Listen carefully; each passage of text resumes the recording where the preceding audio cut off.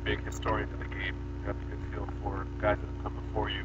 What does this mean to you to be nominated for this event now? It means a lot just from the standpoint where, the goal of mine was to be considered an elite goaltender in the league for a long time here. And I feel like I'm making some strides, and that's just personal goals. But for these things to happen, you have to have a good team around you. You have to have supportive, some great people. I consider, my pit crew and people really give me the energy to play and the ability to bounce things off of them, stuff like that. I think I have great people around me, including my teammates and coaching staff, management, all that stuff. It's really what it takes to play high level hockey. So I really appreciate that. It's interesting you should say that because I've said a few times this season, I think you're an unofficial captain for the Sabres, and you mentioned your pit crew and what type of role they play in your success. Looking at this year, you had a terrific season, and obviously those guys were a big part of it.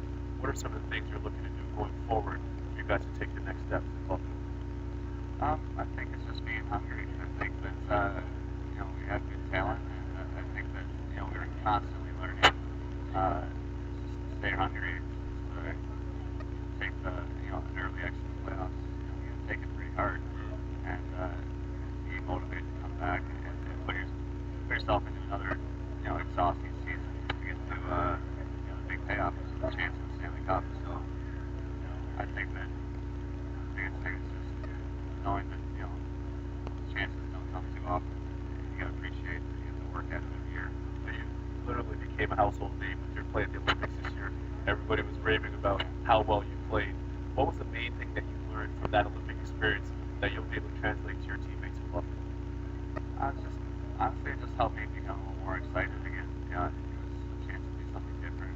Playing the tournament where you're in the NHL, you're not playing in the tournament stage of the playoffs. You're a youth hockey player, you're an amateur hockey player. You're always playing tournaments all the time with all these different venues. Maybe different rinks, different teams. You're playing with rep teams, or all-star teams, or select teams. And it just really took me kind of back, playing with new teammates and kind of a fresh outlook on competing at a high level. And it's just a lot of fun. I know you played at Michigan State. Your numbers there were off the charts, okay? Let's be honest. Your save percentages there, but you come in Buffalo and the seasons that you've had, especially this past season, that was in asterisk territory in terms of how well you played your numbers.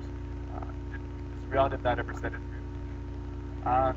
Not really. I got to Buffalo. I wore 39 actually through college. Right. And, I made the point to change that number so I didn't have to feel the comparisons.